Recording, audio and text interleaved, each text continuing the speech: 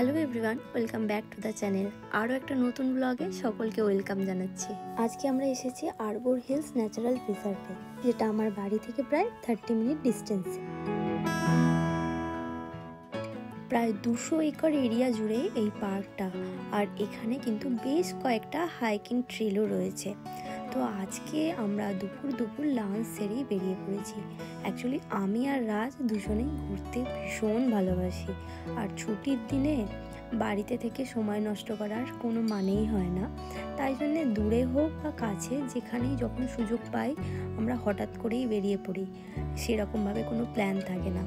তো যেহেতু আজকে ছুটির দিন, মানে সানডে, তো সেই জন্য আমরা লাঞ্চ সেরে আজকে চলে এসেছি এখানে।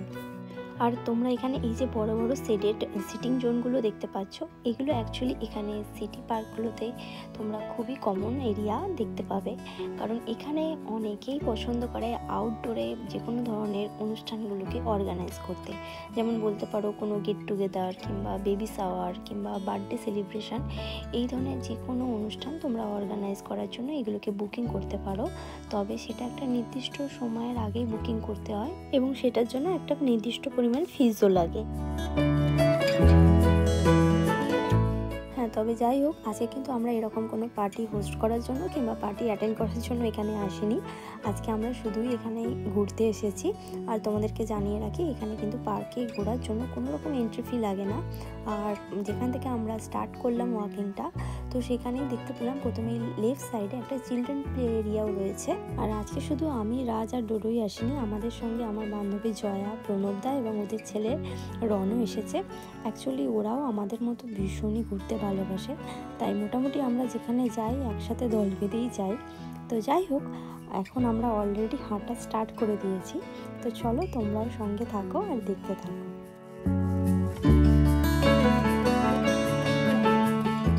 বন্ধুরা, দেখতেই পাচ্ছ এখানে চারিদিকে শুধু সবুজ আর সবুজ, আর মাঝখানে হচ্ছে এইরকমভাবে ওয়াকিং ট্রেল করে দেওয়া আছে। আর অ্যাকচুয়ালি আজকে ওয়েদারটা যেহেতু ভীষণ ভালো ছিল, তো সেই জন্য হাঁটতে ভীষণ ভালো লাগছিল। আর কিছুটা অন্তর যাওয়ার পর দেখছিলাম যে এইরকমভাবে বসার জন্য সিটিং জোনও আছে।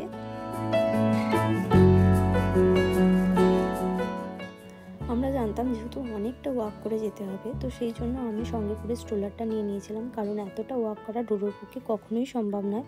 যদিও সে চাইছিল না স্ট্রোলারে বসতে, সে চাইছিল এদিক সেদিক ছুটে ছুটে পালাতে। কিছুটা দূর যাওয়ার পর আমরা এই হিলস টাওয়ারটা দেখতে পেলাম। তো এখন আমরা যাচ্ছি এই টাওয়ারটাতে।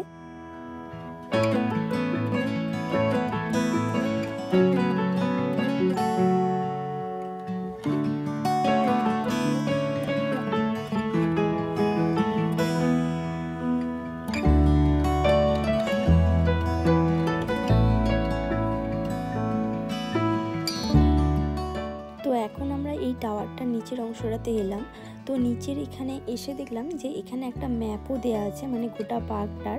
তো সেটা আমরা করলাম কি, ফোনে একটা পিকচার তুলে নিলাম, কারণ দেখতে পেলাম বেশ কয়েকটা ট্রেল আছে। তো কোন দিকে যাব সেটা ঠিক করার জন্য এটাকে হ্যান্ডি রাখতে হবে, তো সেই জন্যই আমরা ফোনে একটা পিকচার নিলাম। এরপর আবার আমরা ওয়াক করতে শুরু করলাম।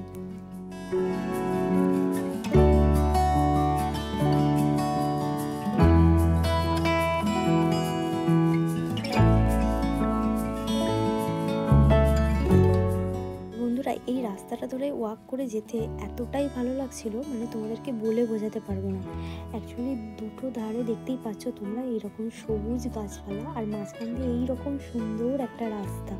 আর যেহেতু এখন এখানে ওয়েদারটা ভীষণ ভালো, মানে এখানে এখন খুব একটা গরমও নেই, আবার খুব বেশি ঠান্ডাও নেই।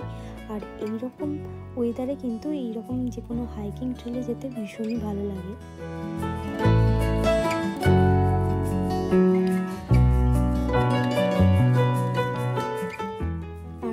আমরা চারজন মিলে বক করতে করতে এখন ওই টাওয়ারটার উপরের অংশটাতে চলে এসেছি।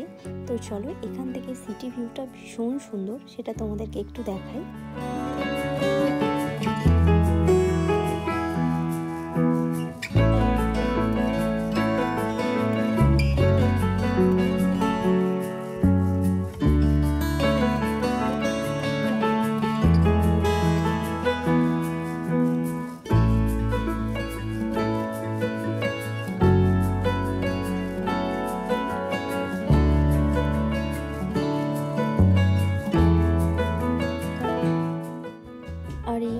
এসে আমরা লুডোকে একটু স্ট্রলার থেকে নামিয়ে দিয়েছি, আর ও রনের সঙ্গে এখন এদিক সেদিক ছোটাছুটিও করছে।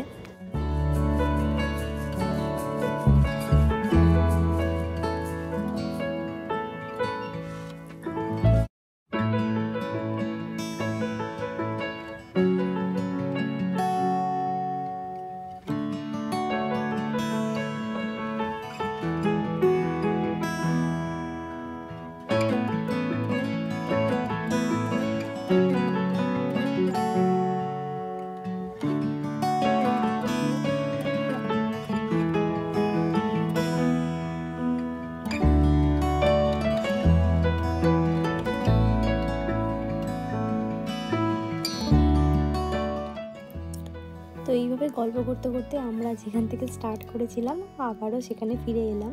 তো ফাইনালি গোটা বিকালটা আমাদের ভীষণ সুন্দর একটা সময় কাটলো।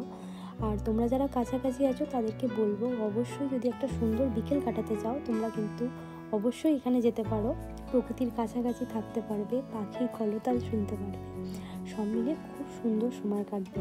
তো যাই হোক, আজকের ব্লগটা তাহলে বন্ধুরা এখানেই শেষ করছি। আবারও দেখা হচ্ছে আরও একটা নতুন ভিডিওতে। ততক্ষণের জন্য সকলে ভালো থেকো আর সাথে থেকো।